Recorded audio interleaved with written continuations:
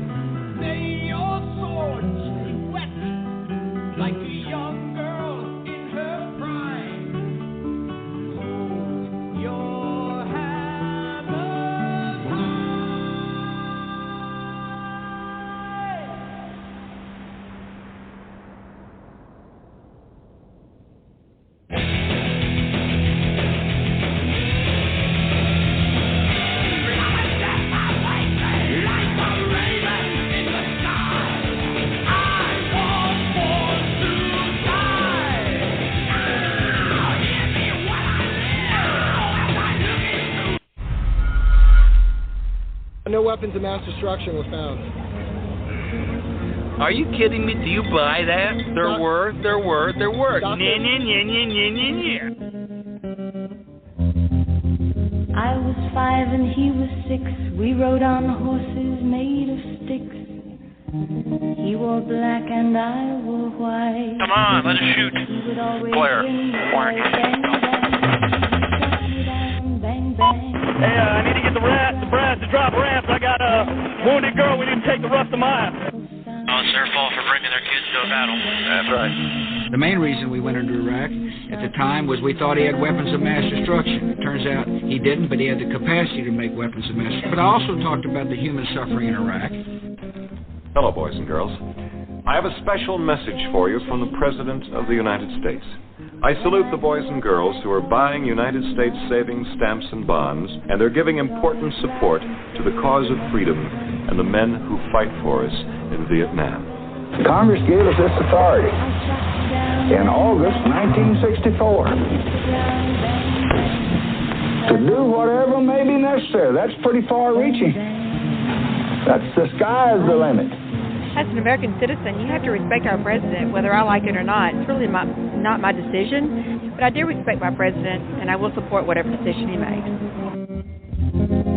Music played and people sang. Just for me, the church bells rang.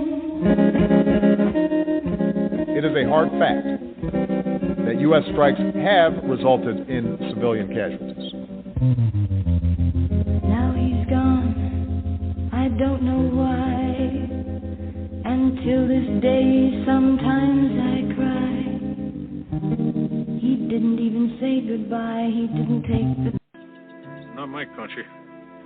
My country is me and my family. Well, the country's also Huerta, and the governor, the landlords, Gunther Ruse and his locusts. This little revolution we're having here. Revolution? Well, revolution, please don't try to tell me about revolution. I know all about the revolutions and how they start. The people that read the books, they go to the people that don't read the books. They put people and they say, ho, ho, the time has come to have a change, huh? Sit, shush! I know what I'm talking about when I'm talking about the revolutions. The people who read the books. Only the people who can't read the books, the poor people, and say, we have to have a change, so the poor people make the change, huh? And then the people who read the books, they all sit around the big polished tables, and they talk and talk and talk and eat and eat and eat, huh? But what has happened to the poor people? They're dead! That's your revolution.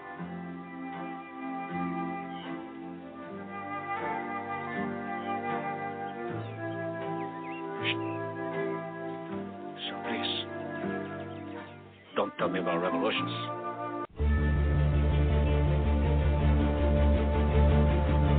Let me tell you something you already know. The world ain't all sunshine and rainbows. It's a very mean and nasty place, and I don't care how tough you are, it will beat you to your knees and keep you there permanently if you let it. You, me, or nobody is gonna hit as hard as life. But it ain't about how hard you hit. It's about how hard you can get hit and keep moving forward. How much you can take and keep moving forward. That's how winning is done. Now, if you know what you're worth, now go out and get what you're worth. But you gotta be willing to take the hits and not pointing fingers saying you ain't where you want to be because of him or her or anybody. Cowards do that, and that ain't you. You're better than that. A palace in which there is no king or queen or dukes or earls or princes, but subjects all, subjects beholden to each other to make a better place to live. Is that too much to ask? Are we asking too much? Is it beyond our reach? Because if it is, then we are nothing but sheep being herded to the final slaughterhouse. I will not go down that way. I choose to fight back. I choose to rise, not fall. I choose to live, not die. And I know that what's within me is also within you. That's why I ask you now. Join me. Rise up with me. Rise up on the wings of this slain angel. We'll rebuild on the soul of this little warrior. We will pick up his standard and raise it high. Carry it forward until this city, your city, our city, his city, is a palace again. It's a palace again. We're not against the soldiers, we're against the war.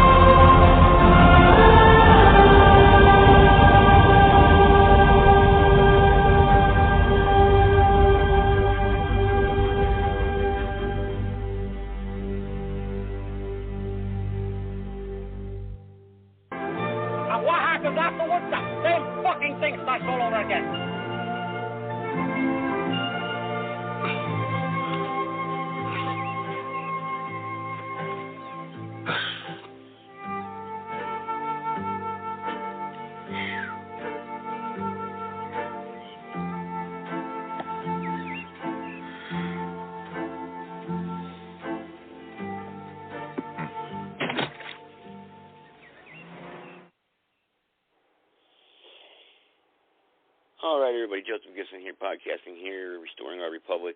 You know, with all you hear is the chatter out there now in the alternative media that, you know, we're in trouble.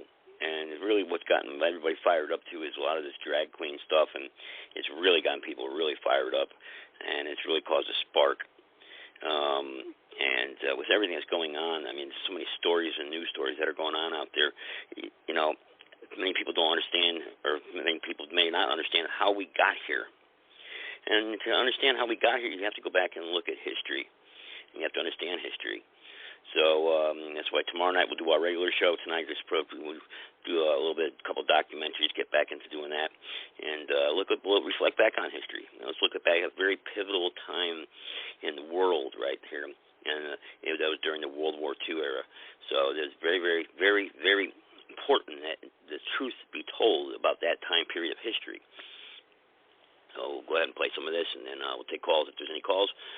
Understanding the times in which we live today, restoring our republic. Joseph Gibson.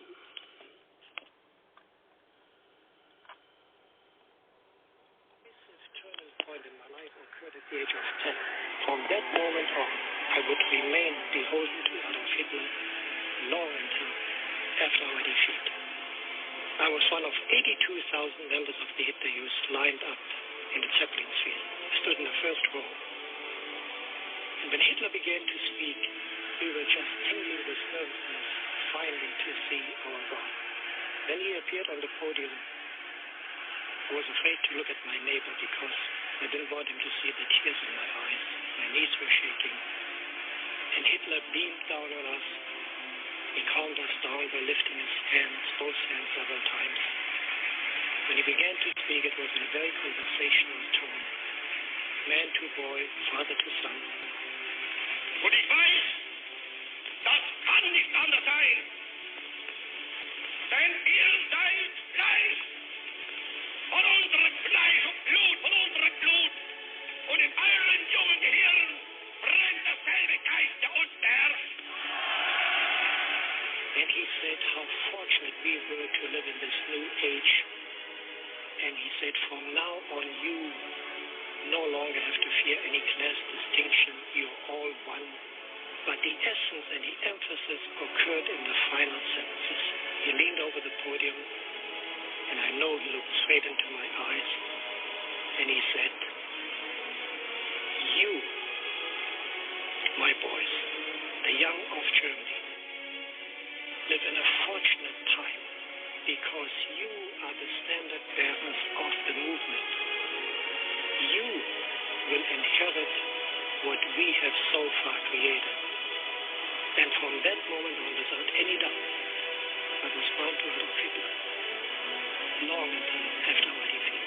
Vor uns liegt Deutschland, in uns marschiert Deutschland und hinter uns kommt Deutschland.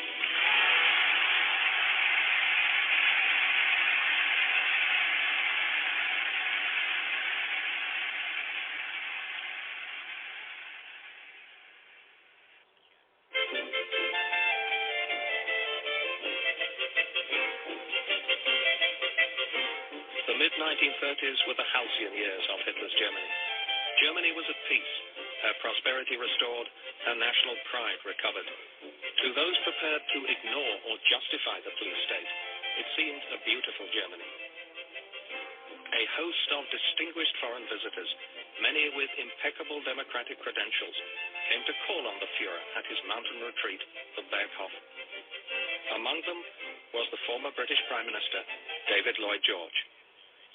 With LG was his secretary, Albert Sylvester.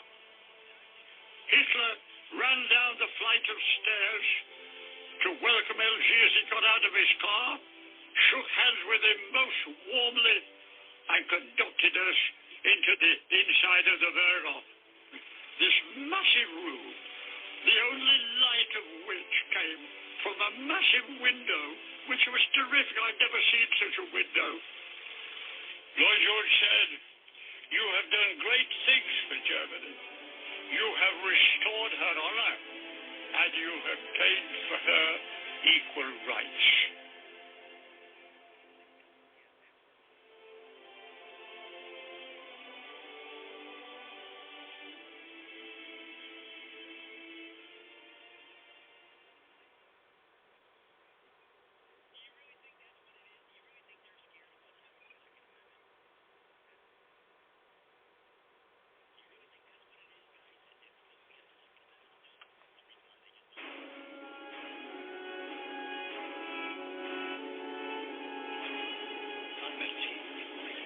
politicians care more about their money than they do their own country. Yes, but surely as your politics propaganda leaders must know that in order to defend their money, they'll spend it. A good deal of it.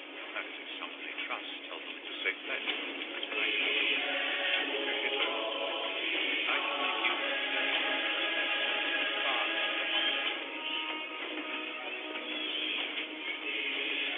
just make color catches the eye.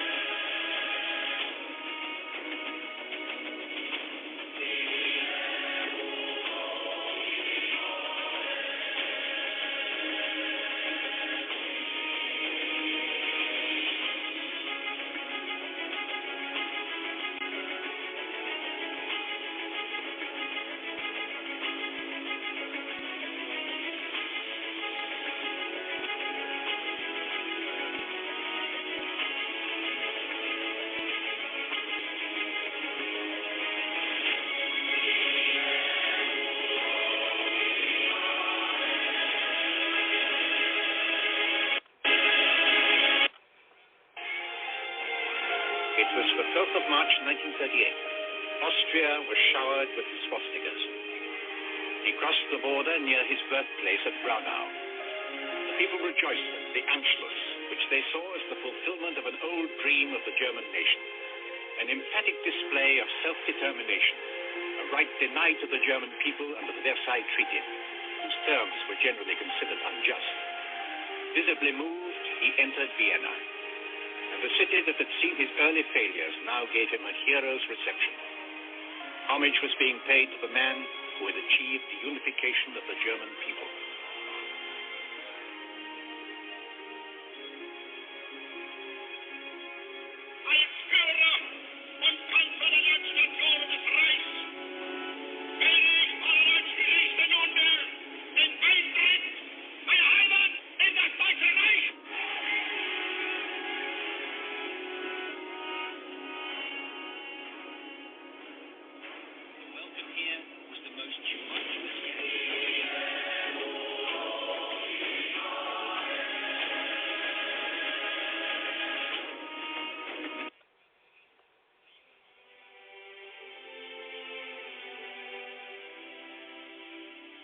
It was here, far from the millions of his followers, that Hitler felt most able to relax.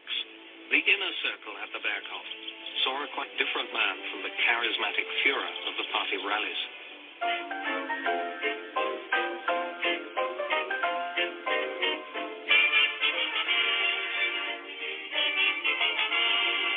Life at Hitler's retreat was both reassuring and agreeable. And there was an entertaining side to the off-duty Führer, as Ribbentrop's private secretary discovered. I was overwhelmed by the possibility to meet the Führer personally.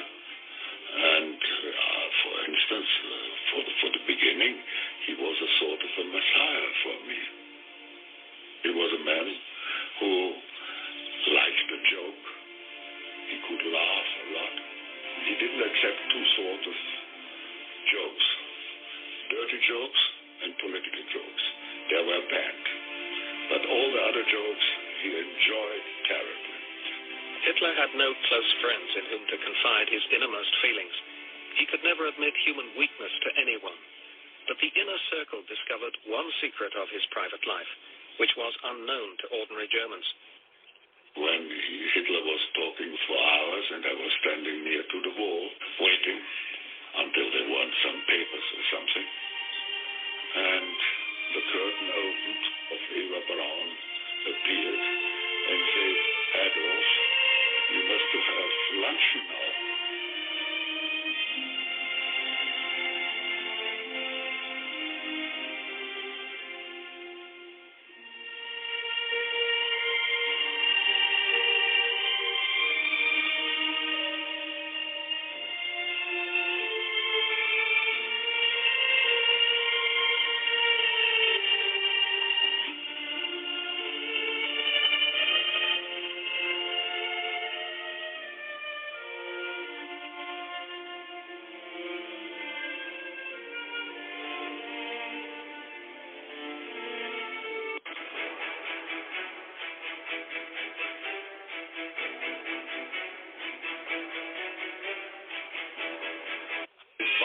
Bolsheviks to suppress such counter-revolution. Clearly, Jews and native Russians were engaged in a death struggle over the destiny of Russia. Unfortunately, the Jewish masses won. The Jewish masses won. The Jewish masses won. We will survive. That's what they tell us. What they mean is they will survive. We surrendered in November at a time when we were perched on the edge of victory. Betrayed by the cowards and the traitors within our ranks.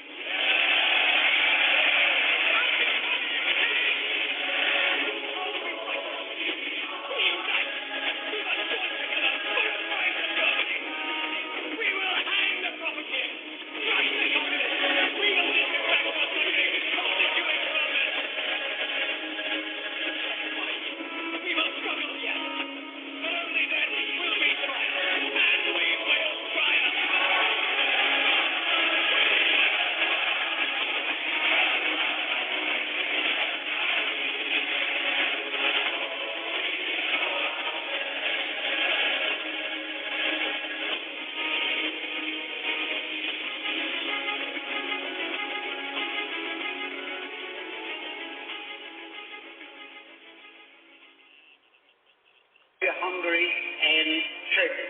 They made that promise in October of 1916. Now, that is something that the people in the United States have never been told. They never knew why we went into World War I. After we got into the war, the Zionists went to Great Britain and they said, let's have something in writing that shows that you are going to keep your bargain and give up Palestine after you win the war. And that was called the Balfour Declaration.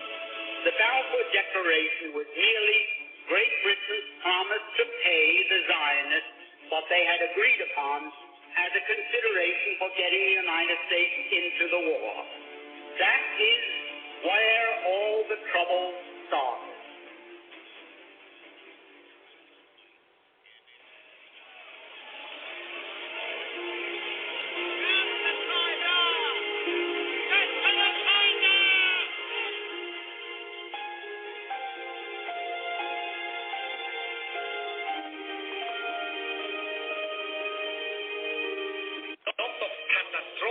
Financial bank crashes in Germany between 1870 and 1920.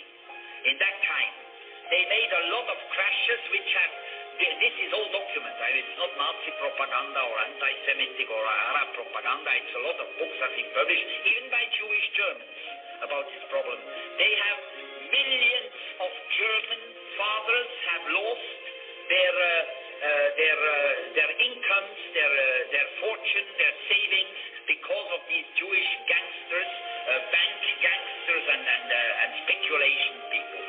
The third point, which was psychologically the most dangerous of all, they have introduced into German art and culture and theater and movie decadence, immorality.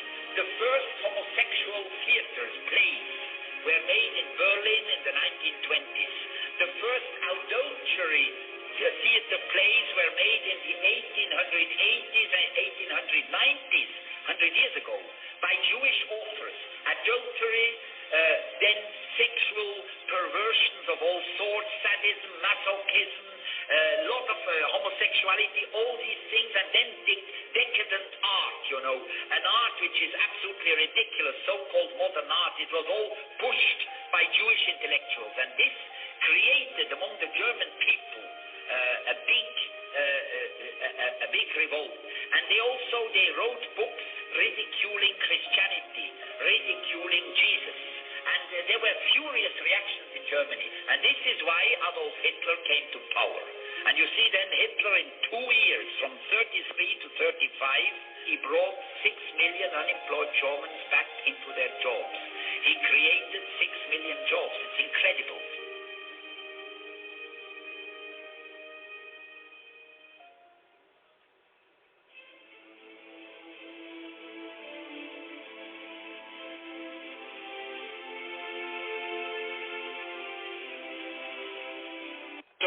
1934. In the Berlin paper, Der Angriff. The publisher, Hitler's propaganda minister, Joseph Goebbels. A Nazi Visits Palestine was the title of the multi-part series. A medal was struck by Goebbels in commemoration. On one side, the swastika. On the other, the Star of David. Hitler demanded one concession for the transfer agreement, that the call for a boycott of the Reich, raised by Jews here and elsewhere, be rejected by the Zionists. The Zionists made that concession.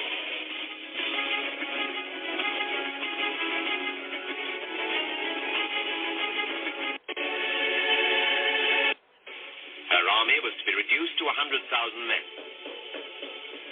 No air force, no submarines, and to accept blame for starting the war and pay reparations. So, in the high summer of 1919, the German delegates were brought to the Great Hall of Mirrors at Versailles to sign the peace treaty.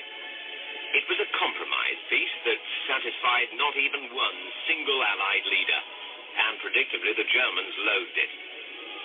The Germans argued that the Germany to which they were returning had suffered poverty and unemployment in the years since the war, and couldn't afford the vast sums demanded by the Allies.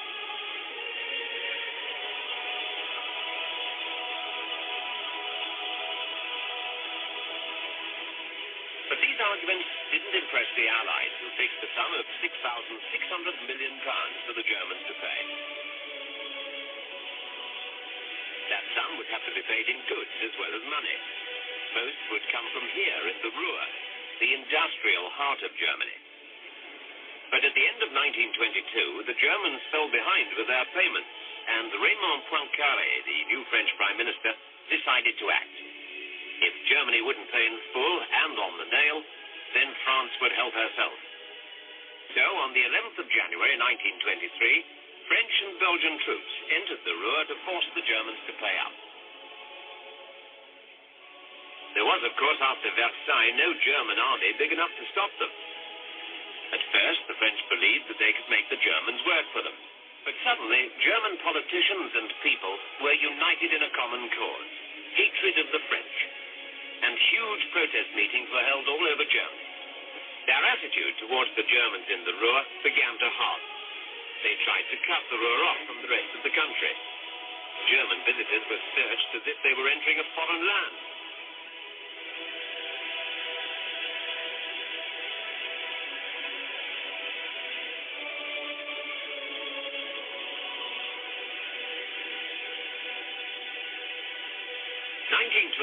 Was disastrous for Germany. In that year, the great German inflation reached its peak. For some time, the value of the mark had been dropping. As the value of the notes decreased, so the amount of notes needed to buy things grew. Banks became more and more hard-pressed to meet the ever-increasing demand for paper money. For their customers, suitcases replaced wallets. As Germany slid towards disaster, Gustav Stresemann was appointed Chancellor. The loss of production in the Ruhr was making inflation even worse, and Stresemann realized that the only way to help the economy back to normal was to call off resistance there and get production going again. The government also announced that Germany would resume the payment of reparations. It was the only possible way of getting the French out. But to the nationalists, it looked like yet another pathetic surrender to Germany's enemies. General Ludendorff, who never accepted that Germany had been defeated, gave his support to Adolf Hitler, the leader of the new National Socialist Party.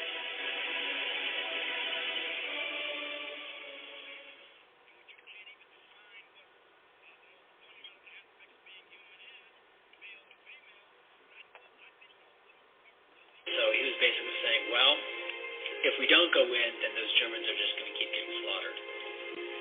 If we go in, we're going to find ourselves at war with Poland, France, and Britain, and possibly the Soviet Union. But in a move of brilliant cunning, he astonished the world in the summer of 1939 by doing a deal with Stalin on his side. Hitler was sure nobody else would interfere when he attacked the Poles. Whilst the military commissions of the Western powers are still negotiating in Moscow with a view of enlisting Russia in their front against Germany, Reich Foreign Minister von Ribbentrop flies to the Soviet capital to sign a pact of non-aggression and consultation with Monsieur Stalin and Foreign Commissar Molotov.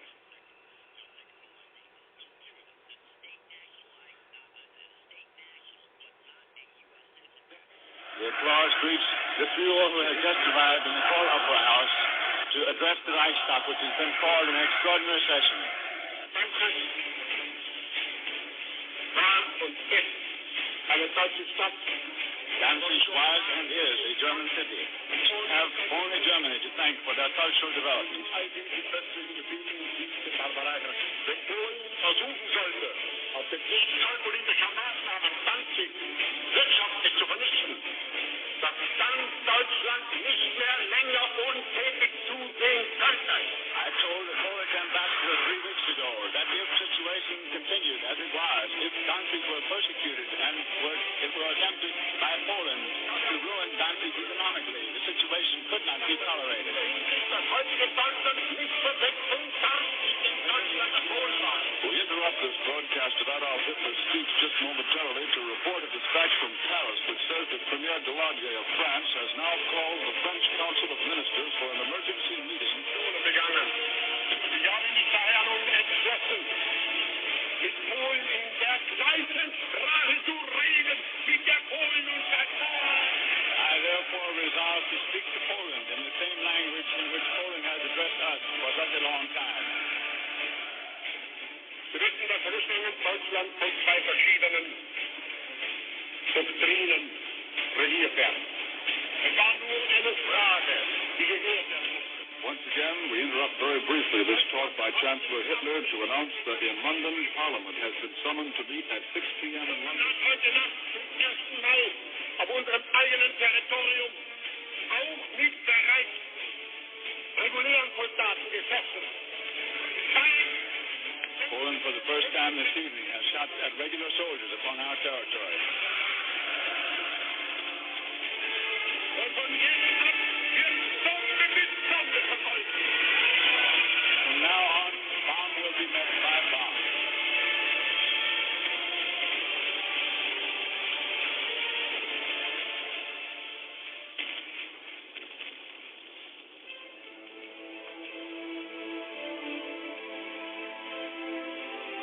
Once to withdraw their troops from Poland, a state of war would exist between us.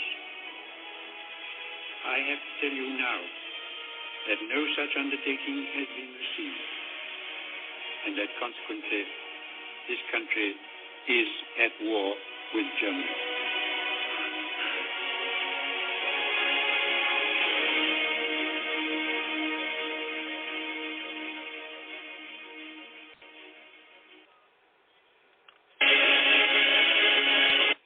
All day, and the mood of elation really penetrated throughout the country. My feelings towards Hitler were such as if he were some superhuman being between man and a god, sent by Providence.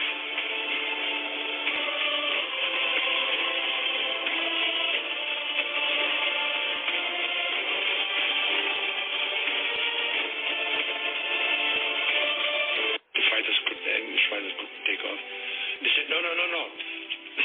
Stop this. I don't like this. I really don't like the fight against England. The English people are so similar people to the Germans. And I have the highest respect for the English building up an empire. So you must understand, I'm forced to fight this fight against England. But I don't like it. I think that he himself had not got any great wish to engage on an invasion of Britain. Because all the time, by now, we know he was already beginning to get itchy and wanting to turn eastwards after defeating France. But Goering insisted that with the Luftwaffe, with the Air Force alone, he could knock Britain out. So he gave him his head to try.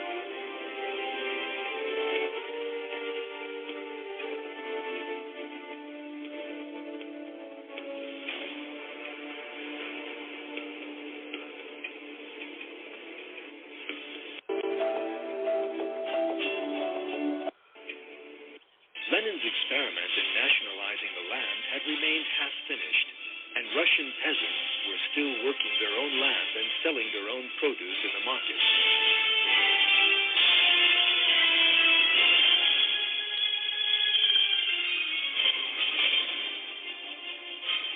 means of collectivization, Stalin meant to complete Lenin's initiative and to take away all the peasants' lands and produce in the name of the state. In 1930, peasants' produce began to be collected up. The Red Army, one by one, seized the produce from every single field.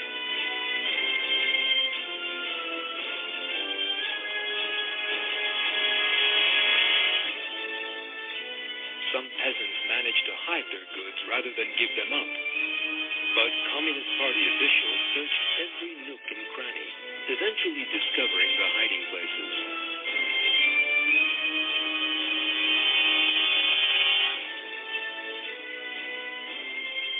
The officials also seized the peasants' agricultural equipment. The peasants were left with nothing to eat and nothing to work the soil with.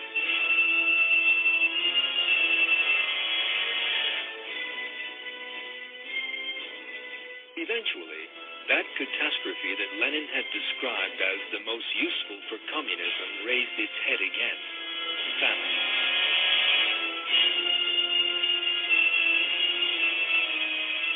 In Ukraine alone, 6 million people starved over the next few years. 2 million died in Kazakhstan, and 1 million in northern Caucasus. Children reduced to skin and bone died in agony. There was another ghastly result of the famine inspired by Stalin: cannibalism. Peasants, maddened by hunger, began to eat corpses. Then an even worse horror emerged. Some peasants had kidnapped children and eaten them.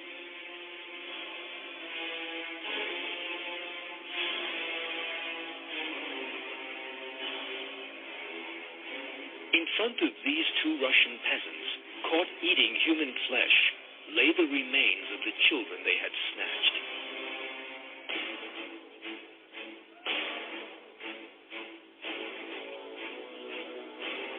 Stalin's regime had turned human beings into savage animals, just as communism had intended.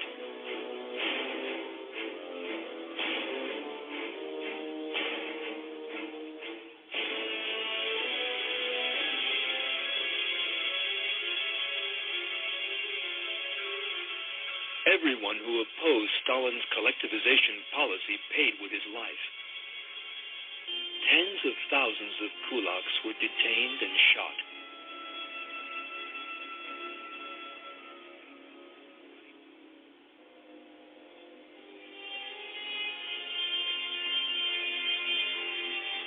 In actual fact, the regime branded everyone it saw as opposed to its ideology as kulaks.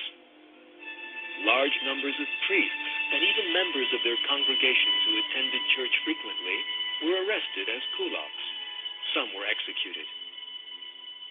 Others were sent to the labor camps, where a slow, lingering death awaited them.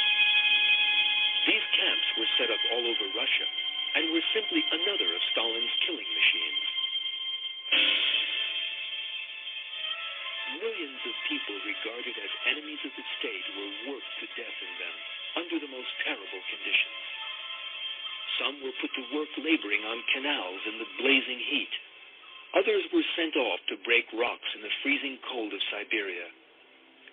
These people, forced to perform hard labor under the worst possible conditions, soon turned into living skeletons. The great majority never left the camps alive.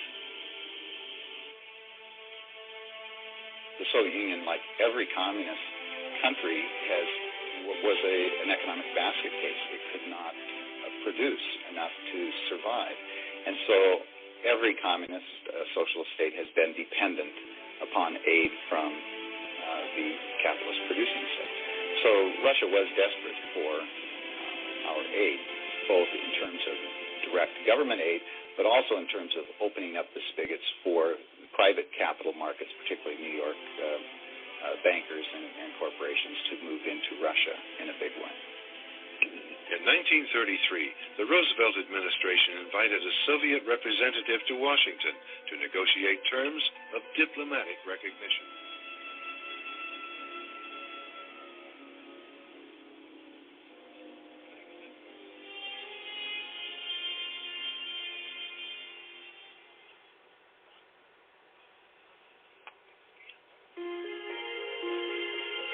blank is appointed Governor General of Poland, and the country disappears from the headlines of the world press.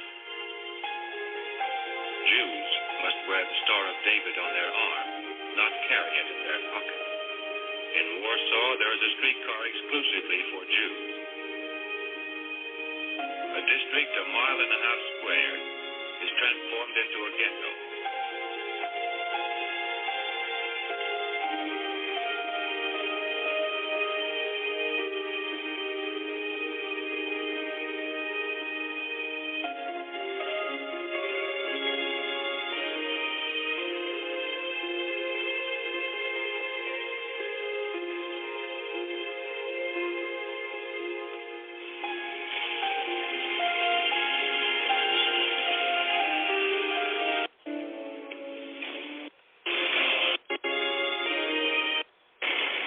Still, the Germans drive east. They're at the outskirts of Kiev, Smolensk, and Leningrad.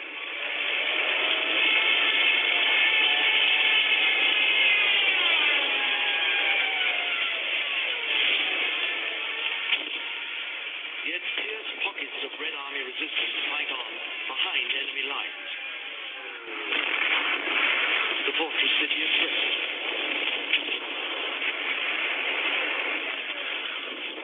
The besieged Red Army garrison fights on and on, for more than a month until they are finally compelled to surrender. Hitler is so impressed by the tenacity of the Russian troops that he exercises rare clemency. Only one survivor is shot, the political officer at the fortress, Mikhail Fomin. The Führer cites the defense of Brest as an heroic effort, an example to his own soldiers. And he visits the fortress with Mussolini to acknowledge a hard-earned victory. But for Stalin, the defenders of Brest are not heroes. Years later, after their release from German capture, he will send survivors to the Gulag. The Wehrmacht's rapid, relentless advance seems unstoppable. Traveling at up to 50 miles a day, Panzer divisions are already approaching the heart of Stalin's empire. And in the middle of July, Stalin is forced to consider offering the Germans a negotiated peace. While Stalin contemplates a way out of the war, he's drawing up plans to punish his own troops if they surrender. In a desperate attempt to halt the rout, he issues Order Number 270. All officers and political officials taken prisoner at the front are to be considered traitors. If ever they return to the Soviet Union, they will be arrested and executed.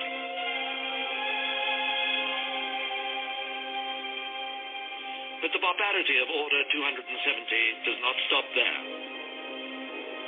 The wives of captured troops also face imprisonment in the Gulag.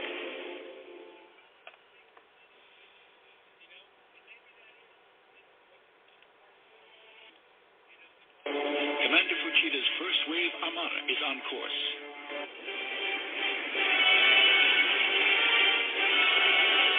Sleepy-eyed sailors and Marines, their breakfast getting cold, mistake the attack for some crazy kind of air raid drill. They think the planes are American. At 7:55 a.m., dive bombers hit Hickam and Wheeler airfields.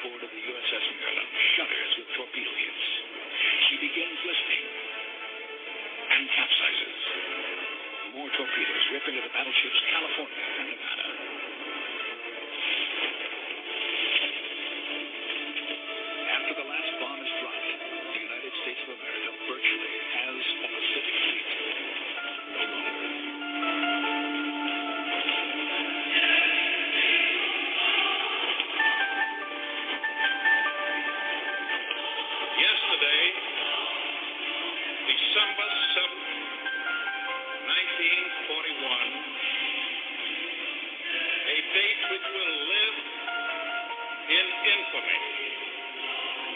The United States of America was suddenly and deliberately attacked by naval and air forces of the Empire of Japan.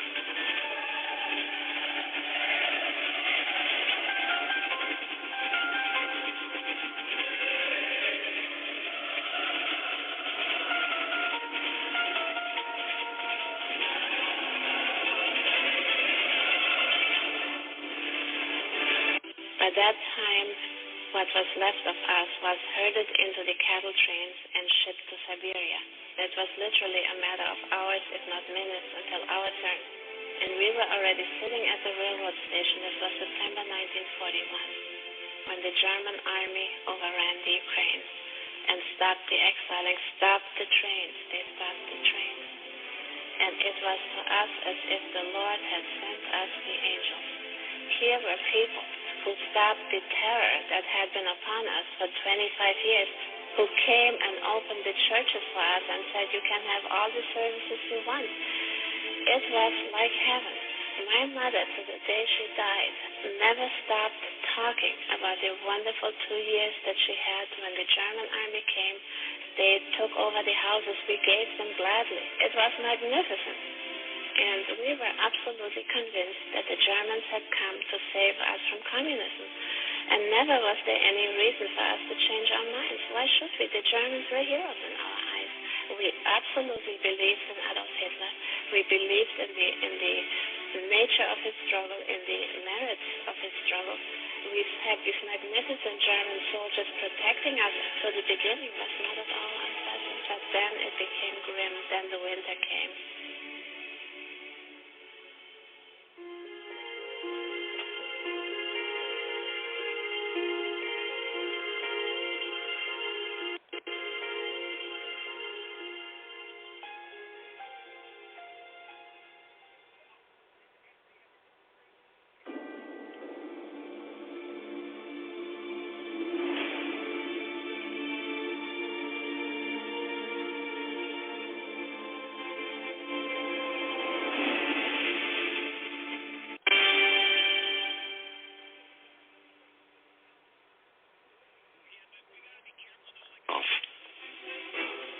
And it is his suggestion at the end of November of a counterattack against the German pincers that triggers hurried planning for a massive Soviet counteroffensive.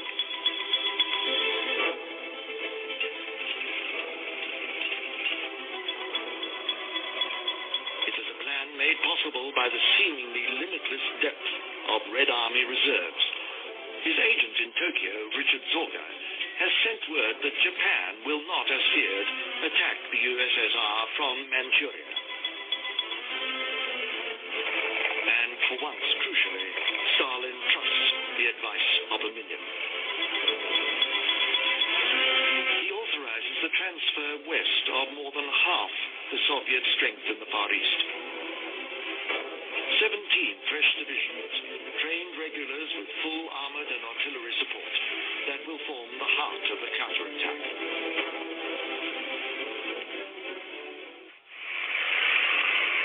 The first days of December are an agony of anticipation, but on the 5th, Zhukov unleashes his armies.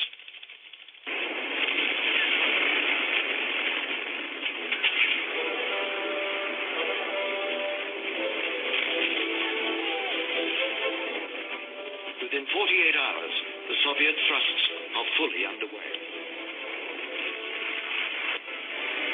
Hitler's furious order to hold advanced positions is meaningless.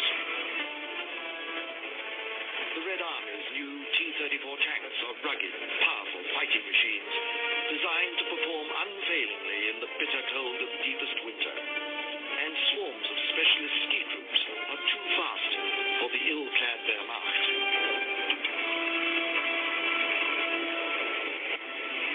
German troops can only fall back in astonished disarray as Army Group Center, the juggernaut that was to crush Moscow, is smashed apart.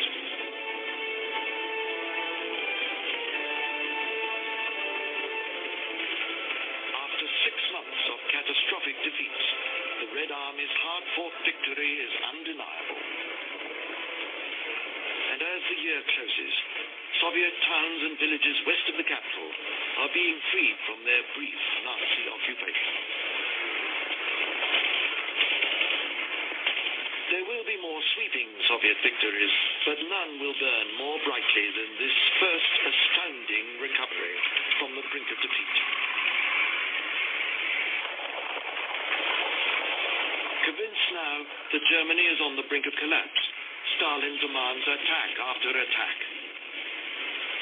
Every remaining reserve is thrown into the fray as he seeks to drive the invader from Soviet territory. But it is impossible. Their superhuman effort has taken its toll, and the armies are exhausted. Dissipated by Stalin's overreaching ambition, the offensives make only trivial gains, and at a dreadful cost. And by the time its attacks peter out in February, the Red Army has lost almost 1 million troops in the battle for Moscow. That grim statistic will be hidden from the Soviet people for half a century.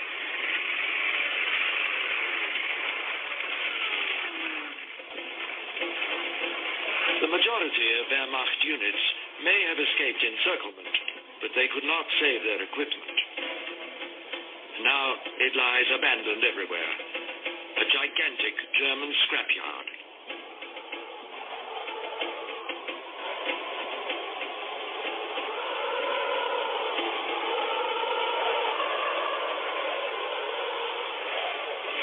It is a fitting sight to show British Foreign Minister Eden when he arrives to survey the battlefields. For neither Britain nor Stalin's new ally, the United States, believed that Moscow could survive the German onslaught.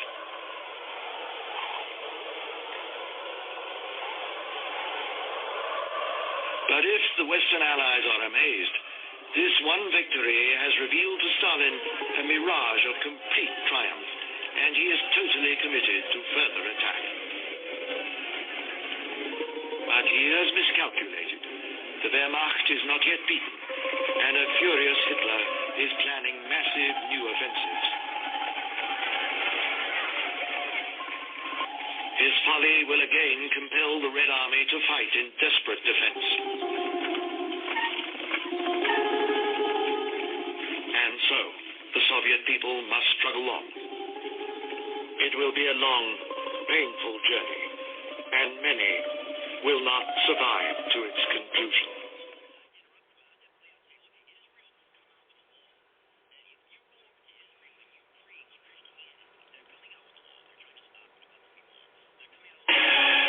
Signature in late July 1942. This notorious document makes any unauthorized retreat punishable by death. Not one step back. Stalin means it literally. And this unique footage shows NKVD troops putting his edict into practice. They're known as blocking units. Deployed just behind the troops, they pass instant sentence on any who disobey Order 227, enforcing the Supreme Commander's will without hesitation or mercy.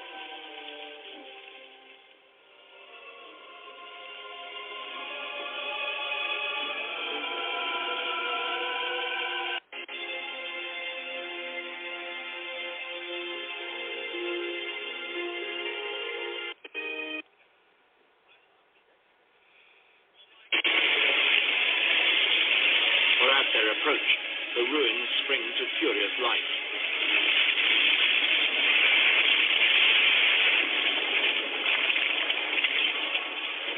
Soviet soldiers and citizens do not even contemplate surrender. 1,000 desperate battles erupt on the streets, and a wild labyrinth of constantly shifting front lines swamps the city. The front line might be a house, an alley, a tram line, or a wall.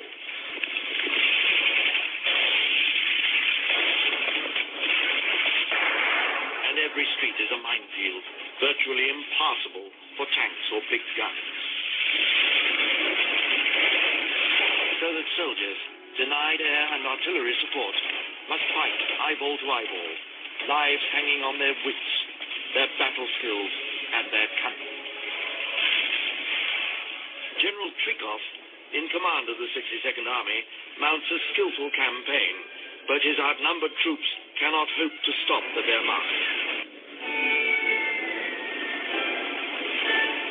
And by early November, it has cut a swathe across Stalingrad, splitting the 62nd Army in two. In a last desperate gesture, Trikov mounts assault after assault on the Mamayev Mound, a vital patch of high ground, the very hub of the battle zone. The hill changes hands no less than 8 times, as Trikov throws everything into the fray. And from the USA's Alaskan airfields, fighter aircraft fly into Siberia to aid a Red Army almost ready to launch its counterstrike. And on the 19th of November, a huge artillery barrage by the southwest front pierces the front.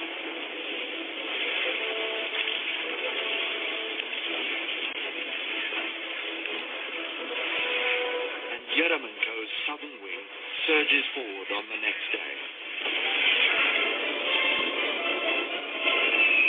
The Wehrmacht, taken utterly by surprise, cannot stop them. And as its allies collapse on the flanks, there are no reserves to stem the resurgent red tide. Within 3 days, the southwest front has taken Kalach, some 80 kilometers west of Stalingrad. And on the 23rd of November, a few miles southwest of Kalach, its advanced units meet up with Yeremenko's forces.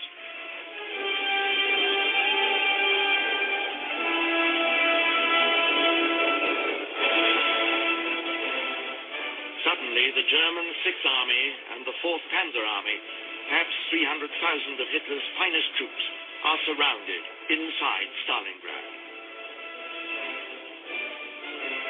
The hunter has been captured by his prey.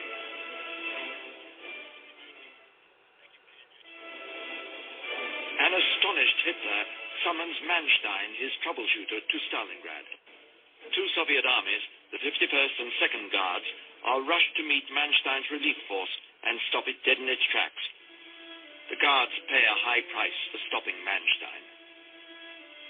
Almost 2/3 of the army is killed or wounded. There will be no relief now for German troops in Stalingrad. The Luftwaffe tries, but the Red Army brings up extra AA batteries, and the lumbering German transports are blown out of the sky in their hundreds.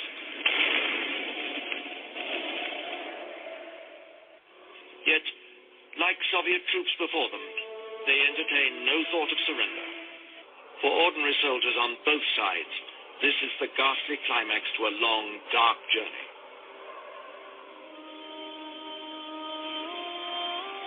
In the heart of the cauldron, Hitler's gladiators know now that they are doomed. They evacuate a few casualties on the last plane out of Stalingrad. And with it go their last words to families, lovers, friends.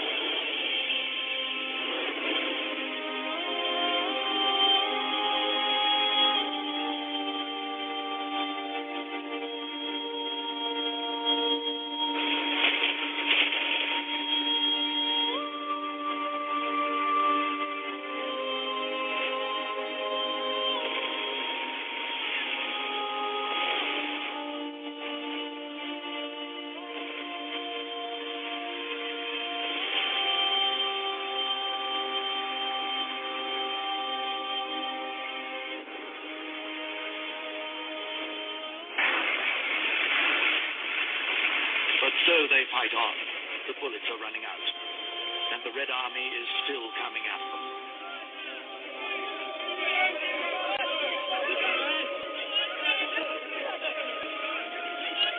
Finally, after 5 long months, a battle that began almost by accident is over.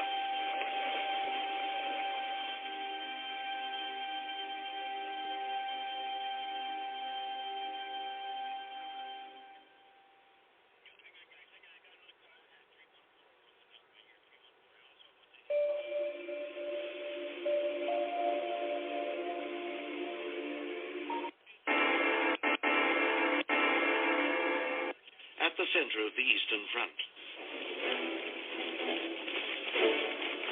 And so now, two gigantic armies are converging. The greatest tank battle of all time is about to begin.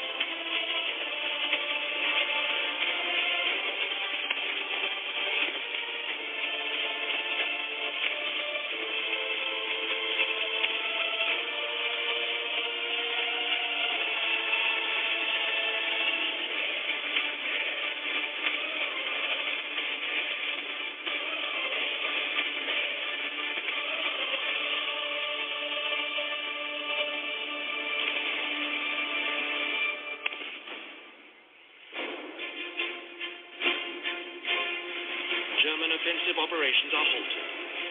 The Wehrmacht can only retreat.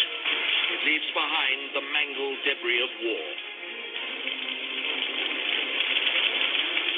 Battle zones littered with charred and broken tanks, and the bodies of hundreds of thousands of men.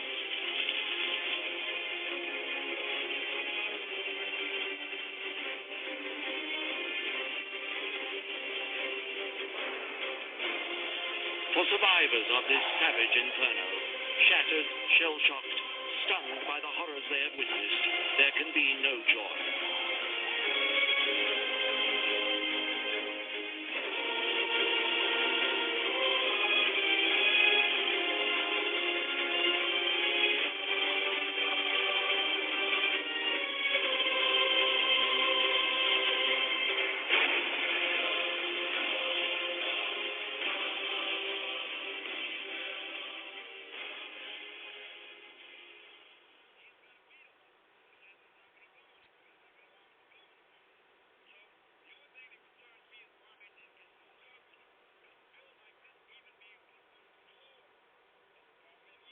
Of hundreds of thousands of men. The communists would have...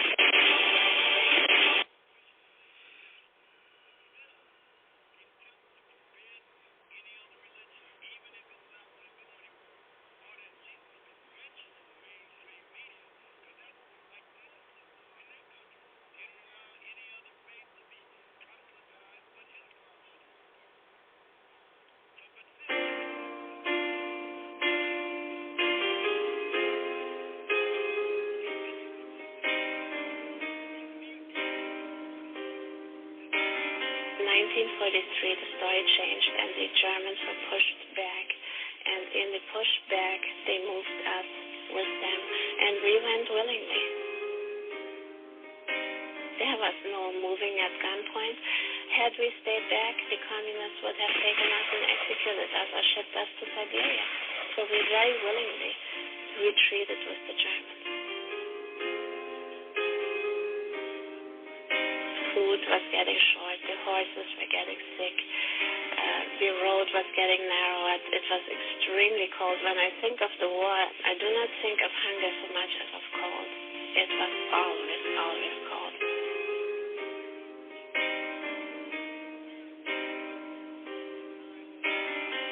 And then, of course, once the winter came, it became harder and harder. We had to often stay overnight in strange houses. The army would confiscate houses, would put the refugees there. The army protected us to the end. The army never, ever let us down, never. let us down to the very end. Covering the dreams and ideals, and the snow fell, freezing the blood and the wheels, and the snow fell. They had to keep warm for survival, and the snow fell, and defeated the beast's only rival. They took the old roads that Napoleon had taken before.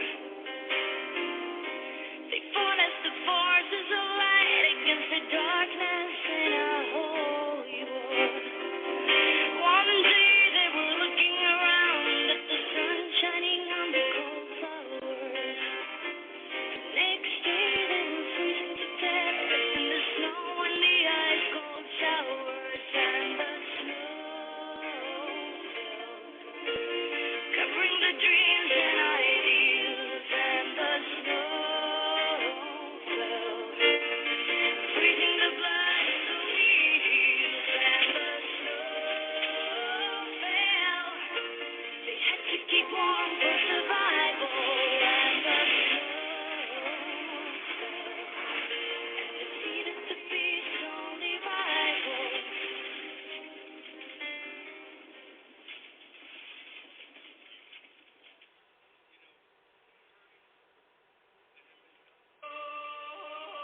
These film rushes, never shown to the German public during the war, reveal Soviet mutilation of German prisoners.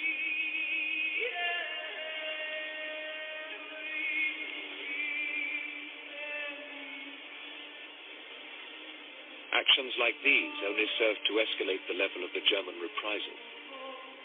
Auf unserem Rückzug haben wir dann 20 Soldaten, also man muss sagen 4 ermordet vorgefunden. Ohren abgeschnitten, Augen ausgestochen, Geschlechtsteile abgeschnitten und so weiter. Dass man da natürlich eine unbändige Wut hatte, ist klar.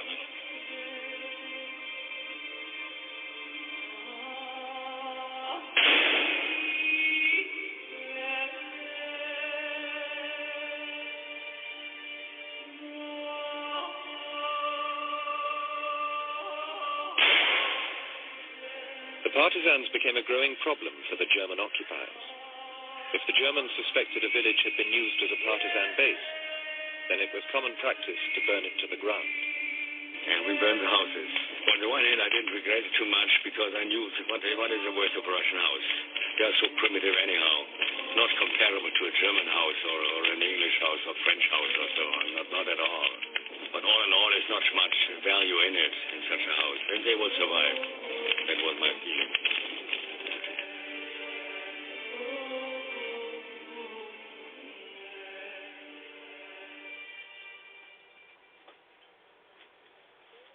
In Britain, they have forged a sword, a gift to the victor of Stalingrad from King George.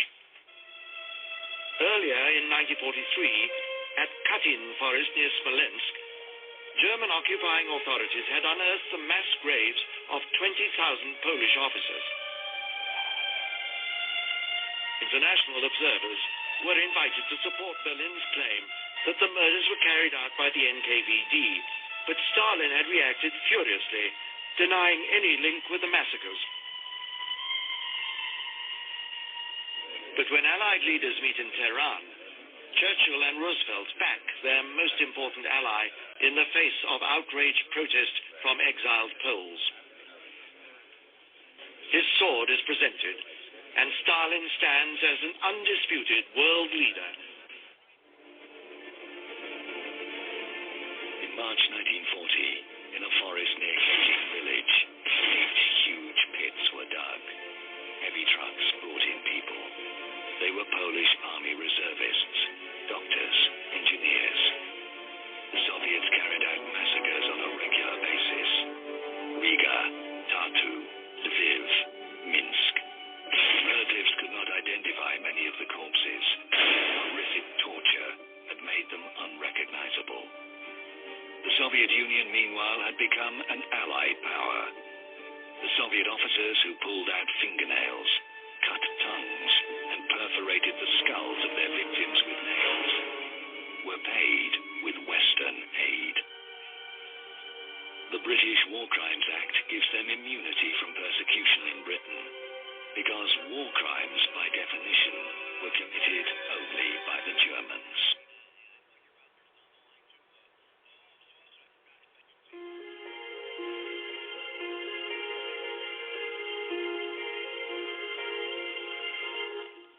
In 2012, the world press reported their recent findings on the Caton Massacre. According to documents published September 2012 by the U.S. National Archives and Records Administration, the U.S. received coded reports in 1943 from two of its officers taken by their German captors to the Kayet Forest.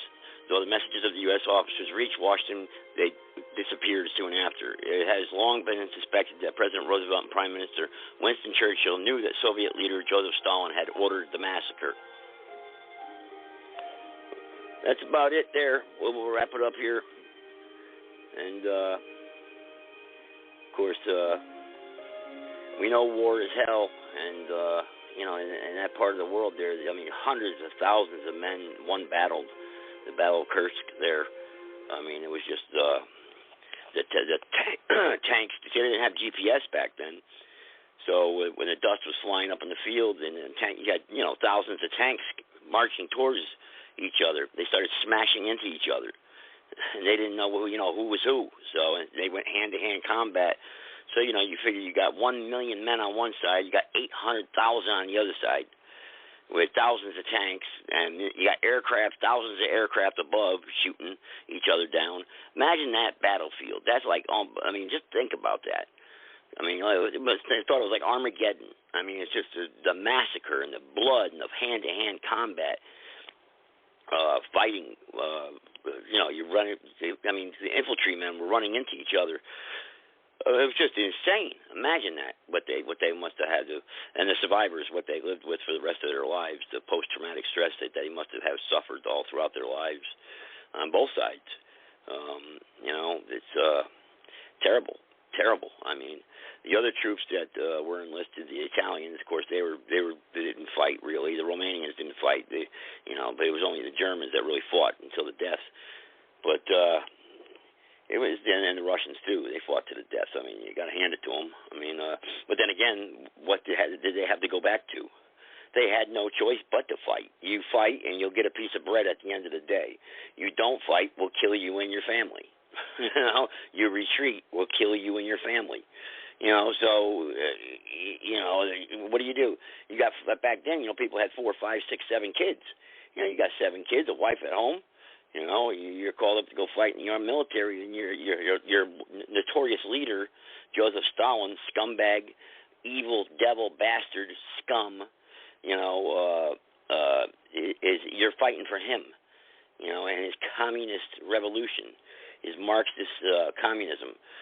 And this is history repeating itself always. History repeats itself. That's why when I debate with these scumbag liberals, and that's what they are. They're scumbags because they're evil. They know what's going to happen. It's common sense. History is destined to repeat itself. Give up your Second Amendment rights. Give up your rights.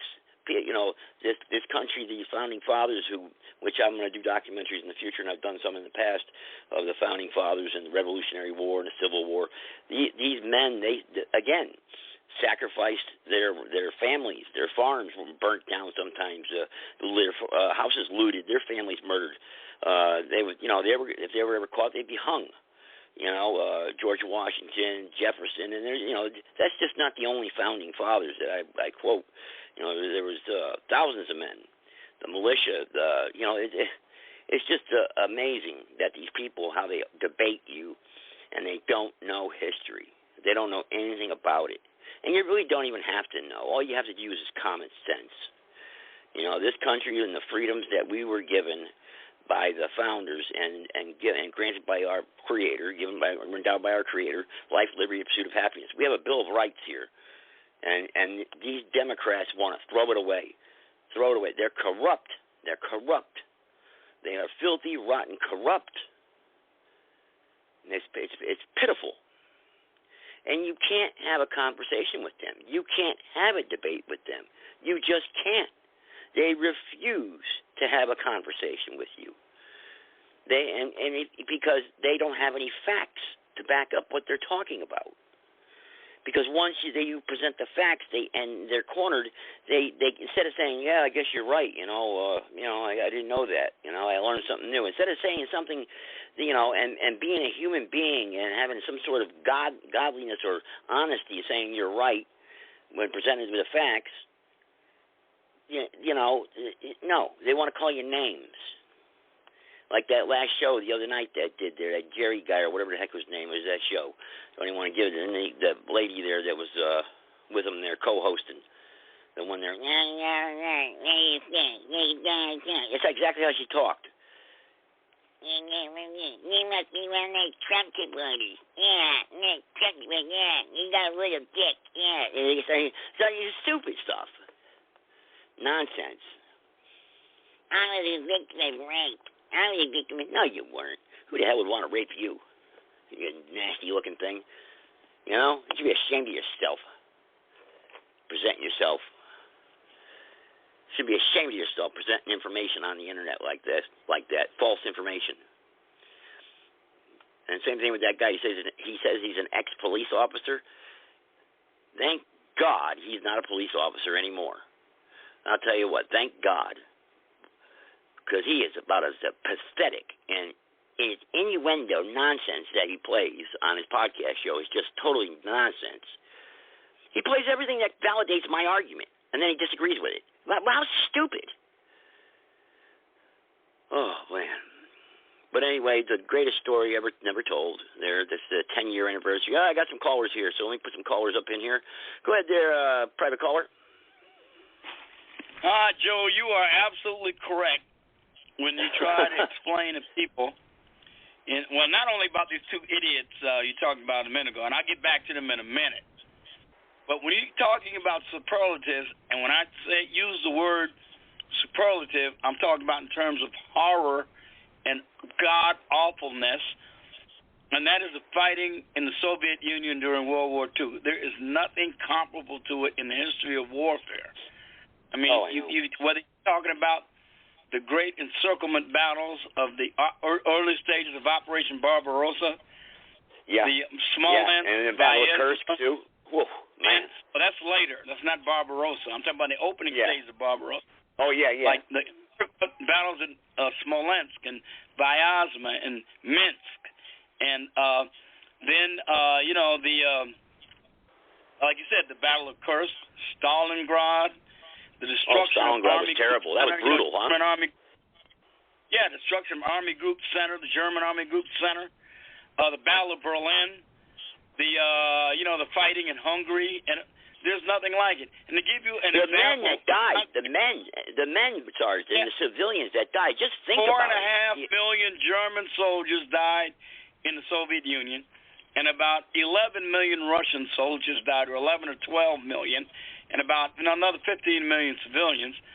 And then to give you an idea of context, the biggest battle the United States Army has ever fought in its history was the Ardennes Offensive, the Battle of the Bulge, in terms of casualties, in terms of number of men on both sides involved. It was the biggest pitched battle the United States Army has ever fought in its entire history. Really? Even I was thinking in the Pacific against Japan, they had a couple big ones that day. No, not even close. Pacific battles were savage and intense, but in terms of magnitude and scale, they didn't approach anything in Europe. The closest thing that came to what happened in Europe, because most of the casualties the United States had were in the European theater of operations, not in the Pacific. But the only thing that even comes close to what was happening in the Pacific in terms of scale was the Battle of Okinawa, and that was when they were approaching the home island. Battle of Okinawa kind of came close, but nothing like in the ETO. And they almost lost that battle of the Bulge. But the Ardennes was the biggest pitch battle ever. And to give you an idea, and compared to the fighting in the Soviet Union, the Ardennes would qualify maybe as a medium-sized battle in the Soviet Union. Maybe. Wow. Give you an idea of how vast the Rzhev salient went on for 2 years. It was formed right after the failure of the German offensive Operation Typhoon to take Moscow in the winter of 1941. That was a battle which is largely unknown compared to all the others. It was a salient that was left, that the Soviets were trying to pinch out. And they had maybe 150, 175,000 men killed. The Soviets did, trying to take that salient, and the Germans put up one hell of a fight to keep them from taking it for months, for years. Yeah. Well, they finally gave it up when after the Battle of Stalingrad, when the Soviets really shoved the Germans back past the Dnieper River. Well, they didn't really shove them back, Sarge. They encircled them. And that's what happened was, and they cut them off. They cut off their supply line, and then they put the batteries up there so the Air Force couldn't drop any supplies or pick up their wounded. But here's the thing, though, man. They knew they were going to get encircled, and Hitler wouldn't let them pull out when he had the chance to let the Sixth Army pull out. The Romanians were badly equipped. They didn't have any adequate anti-tank weapons. The Germans hadn't supplied them with it. The Italians were suffering from low morale. And the Hungarians and Romanians didn't like each other one bit. They had to keep them apart from each other to keep from killing each other. Yeah. But the Soviets knew this, and Zhukov in particular saw the opportunity, because after all, the Sixth Army was spent getting to the Volga, trying to beat the Soviet 62nd Army. And the Soviet General Chuikov was a real bulldog, and he made him fight for every square meter of territory. And so Zhukov knew what was happening with the German allies that were supposed to be protecting the flank of the German army in the move in the Caucasus, and he just cut right through them like a knife through butter. The two halves of this pincher, the northern pincher and the southern pincher, met at Kalak, and they had completely surrounded the Sixth Army. And even then, they had a chance to break out. Hermann Goering had opened his big mouth. Well, they still had a chance to break out. But Hermann Goering had to open his big mouth and say, Mein Führer, I can resupply the Sixth Army from the air. Because they had done it. Because they had done it previously at Demyansk earlier that year. There was a pocket of 100,000 German troops. Let me ask you this question, though. All in all, though, he's fighting England, okay? Why he lets the troops go at Dunkirk, I don't know. But, because he's got the army beat right there. He's got Great Britain beat right there. There was a couple reasons for that, aside from what you think. Now, a lot of people say it's because he wanted to let the British up easy because he wanted to come to a rapprochement with Great Britain. And he didn't want destroy the British Empire so the British could do what they were doing on this side of the world. He just wanted to have the continent of Europe. But actually, I think it had almost as much to do with the fact that you got to remember the pace German Army Group A and Army Group B had been keeping up since they started the invasion of the Low Countries back in May was simply something no one had ever seen in warfare before. The Germans, they were like super athletes going without rest, without pause, endlessly. They were pushing the machines to the limit. The troops were just about worn out, and the vehicles needed maintenance. No one had ever, listen to me now, Joe, nobody had ever seen that kind of advance in the history of warfare before, ever. The Germans, it was a blitzkrieg, a lightning movement like nobody had seen. They said, okay, we got to rest, we got to refit, do maintenance on our tanks. We got to give our soldiers a chance to refit. Hitler was getting a little nervous after the French made a counterattack around Arras, and aided by the British, and he was a little nervous about that because it gave him a few scary moments because they had all these overextended supply lines that were racing to the channel. And so once again, Goering opens his big mouth and he says, the Luftwaffe can take care of them on the beaches. Oh, man. No. And he did, and that's how he was, too. He was like that. He screwed up a lot of battles. And I couldn't do it. They couldn't do it because they didn't have air supremacy. Never did quite gain complete air supremacy. That means they came close, never got it. So Hitler, I think, was concerned because at that time he wasn't quite the gambler he became later. And he was concerned about his army. Oh, he was just throwing dice at the board, Sarge. He was just throwing it right after Barbarossa there. He was just throwing it. I mean, he was moving armies around he didn't have. Remember, that's later now. After Dunkirk, by then Britain couldn't do anything more than to open up a front in North Africa, and also to make commando raids on the Atlantic coast. That's all they could pretty much do. You know, SOE and commando raids. Doesn't that reflect history today, though? That's what was my main my little speech there, is it compares history today, even though we're talking about the military tactics, but the people's attitudes of it's history repeating itself again today of what's happened back then. You know, and we see the involvement of Ukraine. Look at Russia getting bogged down in Ukraine. You know, we don't know really what's going on over there anyway, because they got the media so twisted. So much bogged down in Ukraine as if they've given up on a war maneuver, and now they figure that the odds are in their favor, so they might as well fight a battle of attrition with the Ukrainians. And it looks like they're winning the battle of attrition. Ukraine I watched a video, compete. Sarge. I watched a video of 50 Russian soldiers, right, died to take one ditch, and only 3, and it was held up by 3 Ukrainians. I mean, it's like, man. But you got to remember, man, that's kind of the Soviet Russian style of fighting, man. They believe, and there's some reason for them to believe that they can win a war of attrition against the Ukrainians. Ukrainians are desperately trying to find people for their army. Have you seen how they're press ganging people off the streets? Yeah, foreigners. I mean, they are really hurting. Fighting. Overall, they've been taking more casualties than the Russians have. Maybe not around Bakhmut, but everywhere else. And they cannot win a battle of attrition against the Russians. No, they can't. You know, so I think Ukraine's a done deal. They've stopped maneuvering. Right now, the battle lines are more or less static. And it's an artillery duel. And every now and then, you know, the Russians or the Ukrainians will make a little spoiling attack, or they'll make probing attacks.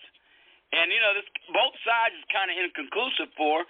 But when it comes to the casualty rates, the Russians are winning this exchange. Well, that's what I'm saying with China.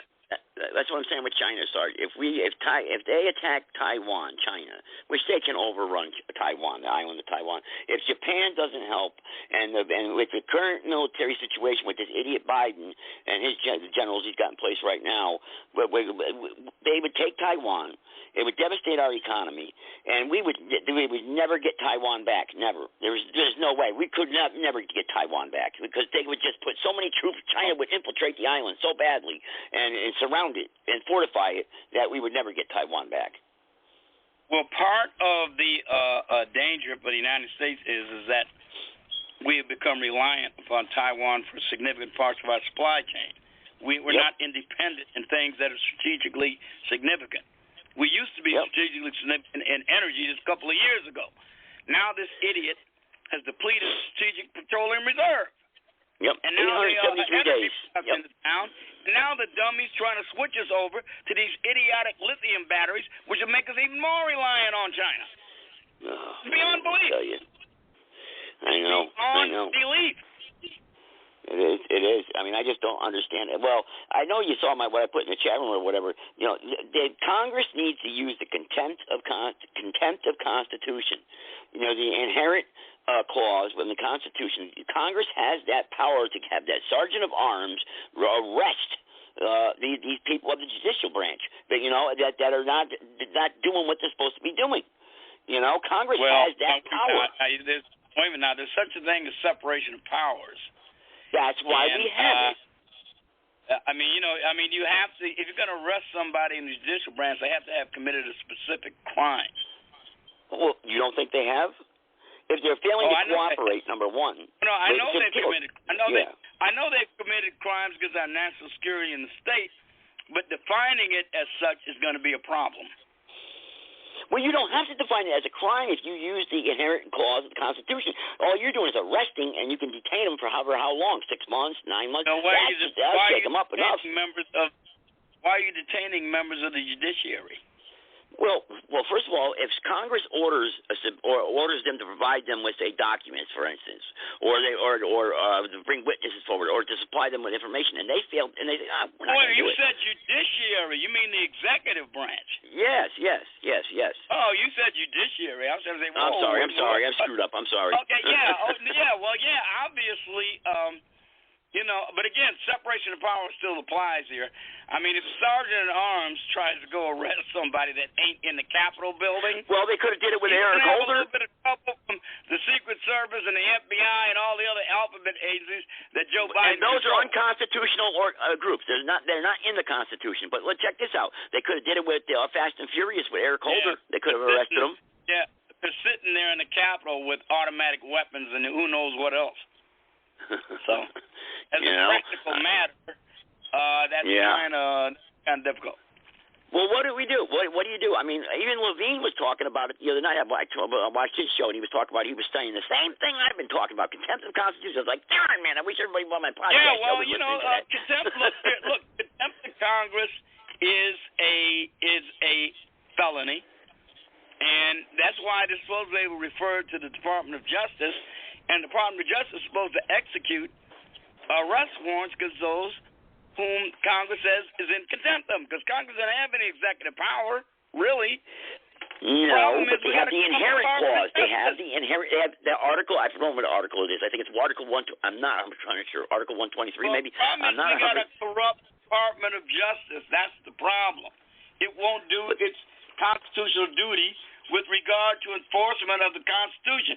Contempt of Congress is a violation of law. Yeah, you're correct. You're absolutely correct. I mean, the problem is we got people who just won't do their duty because nobody can make them. What the Congress has the power to do is impeach or remove the Attorney General, but you're not going to get that. You're not going to get 2/3 of that from a Democrat Senate. Yeah. Now, you're going to have trouble getting a majority just to vote for a bill of impeachment. Well, what do you do then? What's the answer? We got to get rid of these people. We got to figure out a way to get rid of these people in the next election. We can't lose this time. Well, that means monitoring the polls. Otherwise, the only other remedy I see is one that nobody really wants to contemplate. What? Something that are left unsaid because of YouTube. Yeah. I got you. I understand that. But you know what I mean? I mean, look, there's some things we don't want to contemplate. But look, what are you going to do when people just run roughshod over the Constitution, ignore it, and every day right now, look what they're doing in the cities. It's anarcho-tyranny. Look what happened in Chicago for the last 3 days. What's going on? I know. Is that true? Is that true? What's going on there? Yes. Wow. The cities are on fire? True. I mean, the so-called, quote, teens, unquote, have completely taken over the cities. The police are helpless. I'm talking to my colleagues. They saw it. They made 15 arrests. They made 15 arrests. They got thousands of ransacking mobs going around in the city. And they made 15 arrests. So those videos that they're putting up and everything, I was watching that last night. I said, this ain't going to happen now. I haven't heard nothing about this. Yes, I haven't heard nothing. And then you got this idiot mayor-elect. You know what he said? Now, I mean, I swear to God, man. These people, I don't know, what do they get? Some kind of playbook where they trot out these phrases? But you see, Sarge, that's dangerous. That's dangerous. This could spread across the country. Well, the guy says this, let's go Brandon Johnson. But Brandon Johnson says, rioting has no place in our city. I mean, where do they get these standard phrases from? But then after he says it has no place in our city, then he goes on to say, but you can't demonize, marginalize, and oppress people who don't have opportunities. I'm paraphrasing pretty much like that. What's that got to do with rioting? Yeah, I'm looking at it now. Black America stopped voting Democrat. Chicago is, look at this, wow. Even if that's true, which in most cases it probably isn't, what does they it have to do with destroyed all Walmarts. Civil order? Wow, look at these Walmarts. Maintaining civil order? Well, there is no more civil order. There's nothing to maintain anymore. The stores are all they're empty. They're all empty. All the shopping plazas in that side of Chicago are empty. I mean, it is crazy. What we're looking at is crazy. I mean, I tell you, this. My Lord! Now, if you defend yourself against these little darlings, like Jose Alba had to do in New York, you go to jail. Like that parking lot attendant had to do when the guy shot him when he was casing cars to steal, and the guy took the gun away from him and killed him. Alvin Bragg, in both cases, did the victims and charge them with murder. Well, that's what makes me nervous, Sarge. I'm a security officer, third shift. That's it. Now, the only thing that made him back off it was that people rose up and were outraged, and the pressure on his office was so bad he had to drop the charges. But here's the point I'm trying to make, Joe. This is the very definition of anarcho-tyranny. The authorities do not maintain order. They refuse to do their duty. So when the victims fight back, like they did with Daniel Perry down there in Texas, when he killed that BLM rioter, remember the one that came to his car with the AK and pointed it at him, and he killed him? The DA, the Soros-installed a district attorney, charged him with crime, got a Travis County jury to indict him and convict him of murder. And that's when the people...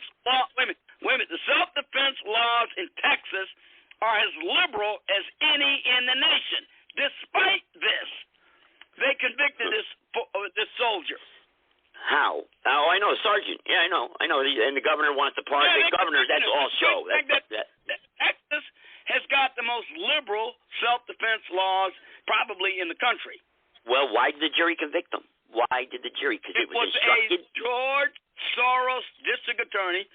Austin is the Marxist hellhole of Texas. And that's where they're writing. Liberals. They're all rich liberals in Austin, Texas, owning most of the property there. Wow. They're all it is the anomaly for the state. You think of Texas as a red state. Austin is not just blue. It's blue-red. I mean, red in the sense of like Tommy red. Yeah, I know. Well, North Carolina's half and half too, and that's what I'm worried about here. Well, Texas is not half and half. Texas is pretty much conservative, except for places like Austin and Dallas. Yeah, the cities. Yeah. We got counties here that are all rural. That's why, and not only that, Joe. Here's what's even worse than the conviction by this jury of this soldier. The lead detective in the case made a sworn deposition informing the court that the Travis district attorney withheld exculpatory evidence from the defense. That is a crime and a felony, and that district attorney on a guy named Jose Garza could be indicted for it. He said he made a shortened citation, take out a lot of the information in it, and a lot of the information he had that was exculpatory, he withheld from the defense. Well, that's not a crime. He'll just get overturned in appeal. That's all. The prosecutors do that all the time. I mean, it is a crime. He could be charged with malicious prosecution. For district attorney to do that. That is a crime. Well, to knowingly do that is criminal. It's called malicious prosecution. I know. That's exactly what it is. But the thing of it is that it's very hard to bring up because you want to know why. They've got the statute there on the books. It's like here in North Carolina. But how do you bring it forward? You have to bring it through a commission, a state ethics commission that will not address it. They will not take complaints. That's the crime, to knowingly and deliberately withhold exculpatory information. That is a crime. All it takes is but grand they have jury to indict. protection, Sarge. But this prosecutor has immunity. But it can be done. It is hard because the system there is so corrupt. Corruption always gets in the way of everything. Yeah. Well, immunity. They got the qualified immunity, and I just told you they got the same statute here in North Carolina. It's not for actions that are deliberately and knowingly criminal, any more than a police officer who murders a suspect cannot invoke qualified immunity. Yeah, I know. Well, I mean, you don't have that kind of immunity when you deliberately do a criminal act. Well, and knowingly withholding exculpatory evidence is a criminal act. So the cities across America, if this starts spreading, if this is a pilot program, because right now this is what they're doing. I can see it right now with what I've just saw right now. I already know this is a game plan. This is done by the book. And they're doing it to see how it's going to go in Chicago and hope it spreads. But if it doesn't, they're going to save it for the election time. That's what they're going to do. You know? And that's what they're going to do. And people. Yeah. And now, let me ask you this though. You just said when they're convicted. Okay, the sergeant's convicted. Well, then don't turn himself in. He has been convicted. He's convicted right now. I know, but don't turn yourself in though when that happens. You know, no, he's you already know in custody. When the guilty verdict was announced, he was immediately taken in custody and remanded to the Travis County sheriff to be locked up. Yeah, they didn't give any bail because no appeal had been filed. Yeah, I know. He said, he was immediately remanded to the custody of the Department of Corrections down there in Texas. Yeah, he's all done. Rest of his life in jail now. No, he's not done yet. I mean, right now, Greg Abbott, the governor, has made it his intention to grant him a pardon if the pardon board grants his request to have him have his pardon request sent to his office. In Texas, they got a different kind of system. Yeah, I don't think. I don't think you can. No, they got a different system in Texas. In Texas, the governor doesn't have the same kind of pardon authority that most governors in other states do. What he's got to do is the pardon board has got to recommend that the prisoner's request be sent to the governor's office so he can pardon him. Without that recommendation from the pardon board, he can't pardon him. Right, he can't pardon. Unbelievable. Bureaucratic nonsense. Abbott You know what I mean? said he intends to pardon him if they make the recommendation from the partner. Yeah. Well, how long does it take to make the recommendation? 10 years? 2 years? I don't know. It shouldn't take more than a few weeks. You know, I mean, come on. You fill out the paperwork and that's it. You know. Well, it shouldn't take more than 2 weeks. I mean, if things go the way I think they will, he should be out in a few weeks. But you never know what's going to happen. I don't think so. Look, the guy he killed was one of their mascots, man. The guy I don't think he'll get out. I want him out. I want him to get released. Don't get me wrong. He was a BLM activist. I know. What do we do? You What do we can't kill do? the left mascots, man. They'll come after you with all guns blazing. I don't know what. If this is, if this stuff's happening across the country, then we're in big trouble. They'll kill you. They'll threaten your life. They'll beat you up. They'll extort everything. But don't you dare lay a hand on their widow heads, because, man, they'll send the power of the state after you in a heartbeat. All right, so you're a former police officer. Let me ask you this right here real quick. All right, like a friend said, I'm a security officer, okay? So, all right, somebody's breaking into a building, okay, and they're like this in these mob flashes, mob scenes or whatever. Are you going to stand down and let them do it and get away with it? If a mob does what? Well, these mob scenes.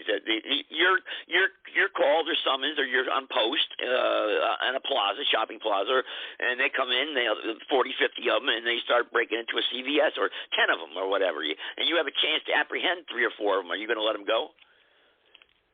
Well, if I have the chance to apprehend them, I'm going to certainly make the attempt. But you got to remember, there is such a thing as prudence that you shouldn't ignore. I mean, after all, when when I remember some guys on outposts, in Vietnam, and the guy with the biggest fight I was in the night defensive perimeter with a platoon of mechanized infantry and a platoon of tanks, and we had the observation post out, and a battalion of North Vietnamese that were going to hit us came past the observation post. After the observation post reported them. Them guys didn't try to take on that whole goddamn invade battalion. They went to ground and went to cover and said, please don't hit us when you open up. Because some things are just a matter of prudence. They're prudential. It would have been almost pointless for them to engage that many enemy troops at once. And the same thing with a security guard. Now, you got 60, 70 people out there with crowbars, hammers, maybe guns. There's one of you. I mean, hey, prudence will dictate your actions, I would think. Yeah. But, yes, if you have the opportunity to make an arrest, and, of course, if you're going to do your duty, that's what you should do. But you still got to be prudential about it. Yeah. And I can understand the situation with these cops in Chicago. I mean, they're outnumbered, 100, 150, 200 to 1. I know. There's no backup, and then on top of it. Both. And wait, here's the worst part of it, Joe. It's not that they're outnumbered or that they're in danger. The worst part of this, they will not be backed up by their political masters. They'll be thrown under the bus. Yep. If anything goes wrong. Yeah. That's the worst part. How do you sit there as a uniformed police officer and just watch that go down? then what do? You just drive away? I mean, I just don't understand. Like I said, in a case like that, I'm not going to blame any cop who opts for prudence. But, yeah, you're supposed to do your duty when and wherever you can. Well, how many of you guys are on duty in that area at that time? Come on, man. Hey, guys, we're 10 of us, 15 of us. Yeah, they got everybody that was off duty. They told them to come back in and everything else. The numbers are just too great. This National Guard response time. Yeah, what you call it, a National Guard. Well, how many police are in Chicago? How many uniforms? How big is their police force in Chicago? I believe it was something like 12,000, 13. When I left, it was like 12,000, 13,000. Probably somewhere around 12,000 officers. You ain't got a big enough police force to squash everybody's on. Once people are sick, they're on vacation. You know, they're disability. Yeah. I mean, you got not on duty at that particular time. Now I know they cancel days off, and they. You know, if you're not on watch, you come in if you're able to come in and all that stuff. But it's a logistical matter getting all them cops rounded up. Yeah. Plus, it's a big city. You know, it's a big area. You got, some shit. Gigantic. This mob was concentrated in one space, relatively small space. I think that sort of activity required a military response. You needed military forces, military. Either the National Guard or the citizen militia, whomever, to come along and back up the police. Well, in New York City, you got 36,000 police officers in New York City in all the boroughs and 36,000. That's a whole city itself. The Marine Corps was in between the wars. You know that? Yeah, I mean that's a battalion, right? That's not a battalion. 37,000 is like 3 divisions worth. Yeah, okay, divisions. All right. 3 divisions. It's not a battalion. A battalion's like 500 to 800 people, depending upon what type it is. And then they break them down to units. That's more like a corps. You know what a corps is? You got army, you got divisions, you got corps, you got armies. Well, that's a corps-sized unit. Yeah, that's like 3 or 4 divisions. That's what a corps is. Wow, that's what I wanted to ask you for. And during World War II, how big was Hitler's divisions? Because he kept shrinking them as the war was going down. The German Army had about 300, 400 divisions during World War II. To give you an idea of the contrast, the United States Army.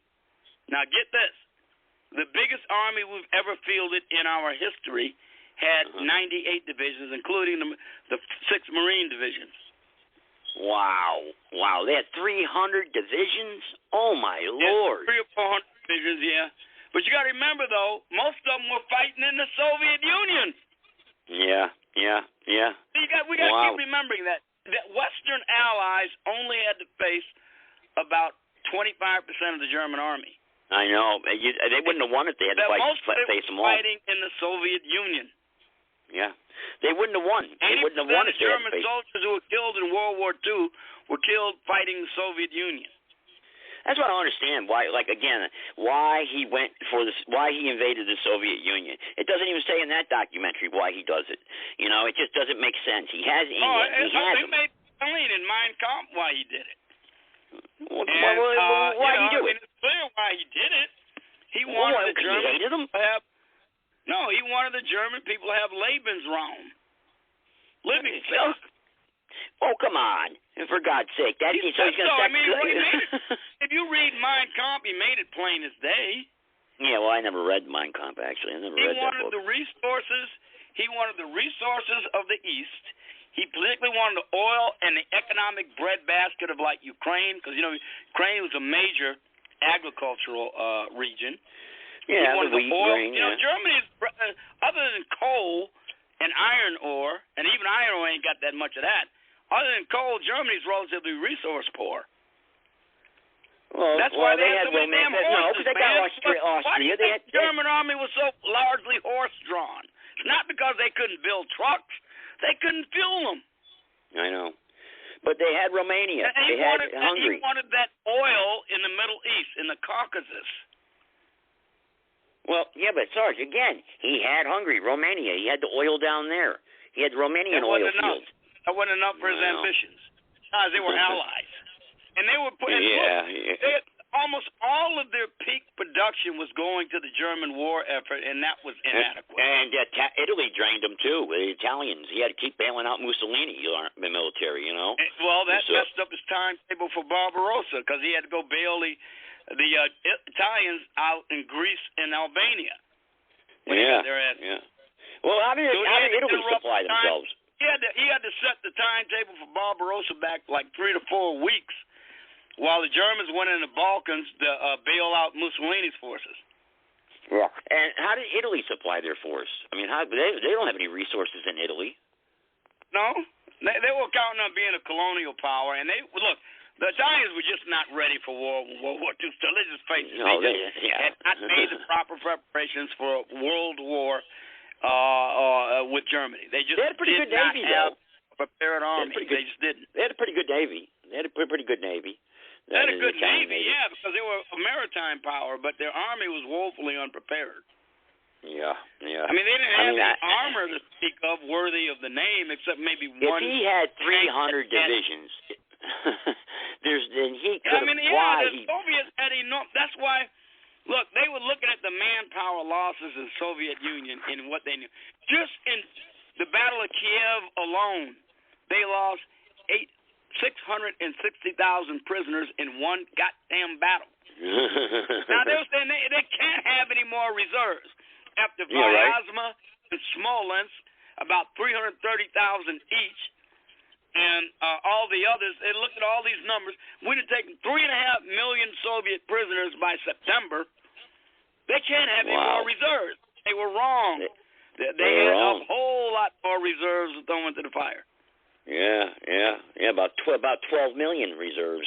And that's what they didn't think. They thought they were going to figure out spending the Soviet army that all these encirclement battles are just going to finish off the factories kept going. Yeah, but they should have sent their Air Force. They couldn't get the Japanese to declare war on the Soviet Union, so all those divisions that were in Siberia and on the Mongolian border were free to go back west to help the Soviets repel the Germans outside of Moscow. Yep.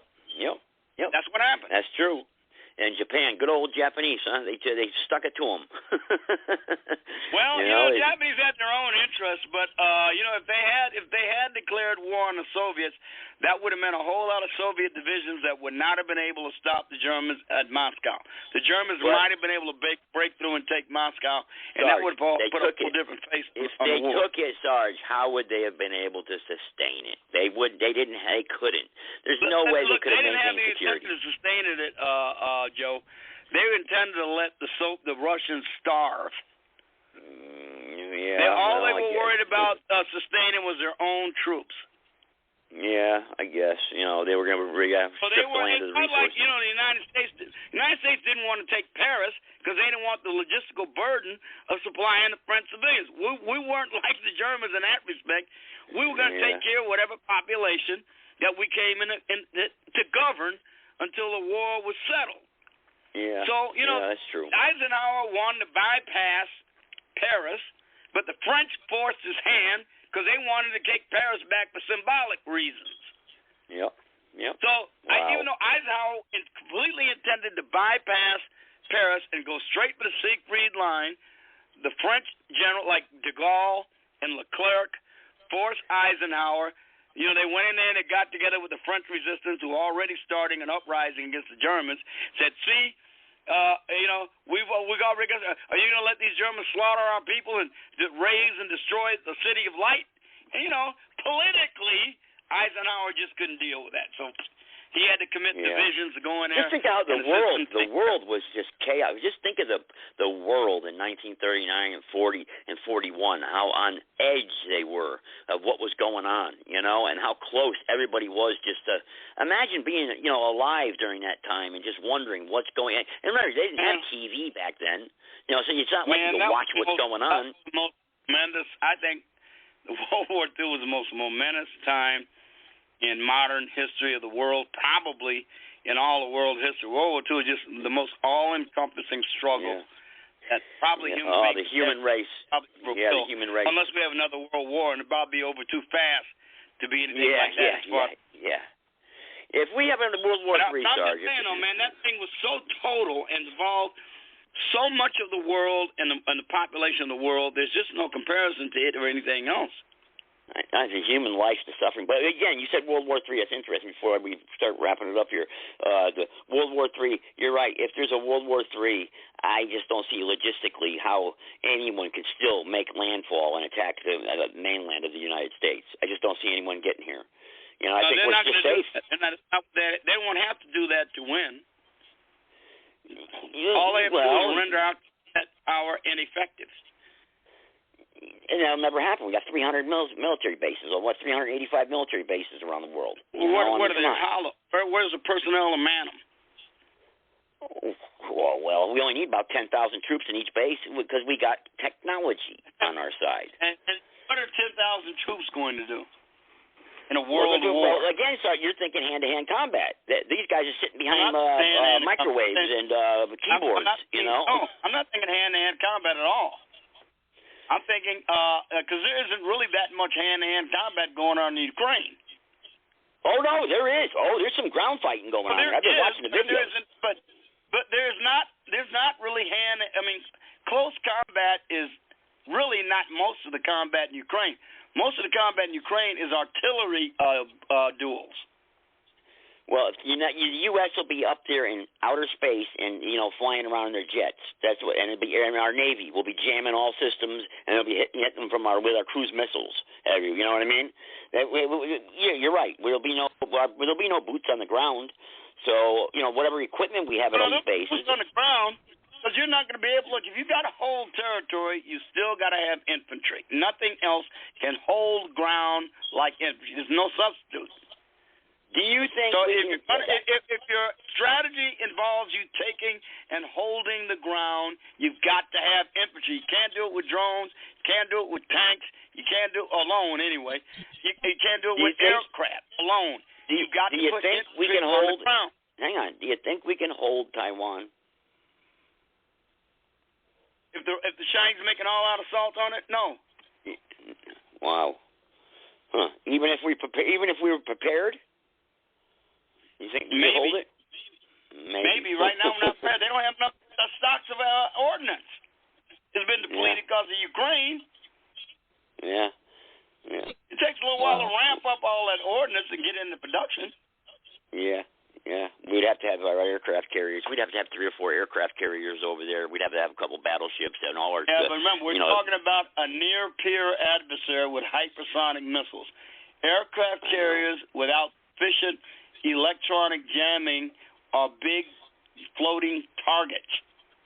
Oh, we got we got technology, Sarge. Wait a minute, we're not talking about launching aircraft against a bunch of goat herders. We're talking about a peer adversary with hypersonic anti-ship missiles.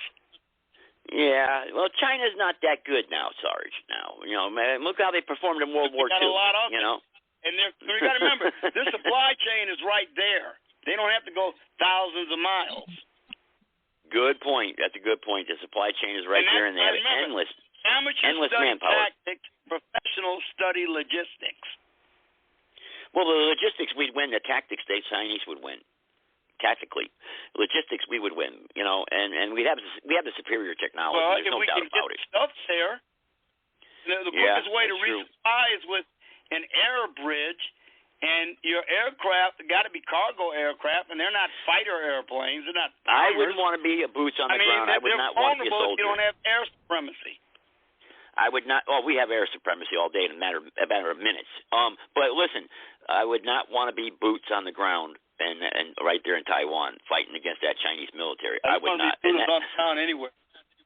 Infantry. What's protecting infantry these days is being dispersed. You got to disperse. You can't. If you have concentrations of men, which you got to do to make an attack, that's when you got to concentrate them. You got to keep the enemy guessing as to where they're at until you get them together to strike the point you want to attack. You can't concentrate your troops because there got to be targets for drones, targets for artillery, targets for air attack. We've got all our targets mapped out already, Sarge. Spread them out. You got to spread them out. All our targets are all mapped out. Trust me, they got A, B, C, D, A1, A, they got them all ready to go. Trust me, if China makes one mistake, trust me, we'll turn that country into a parking lot.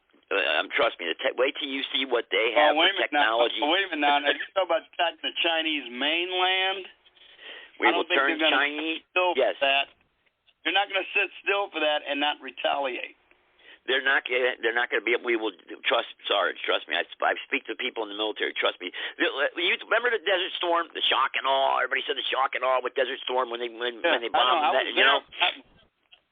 Listen, but China is going to be 30 times that. That's how bad it's going to be, and it's going to be quicker too. Trust me. We've got technology now that will blow your mind, man. Remember one thing, Joe.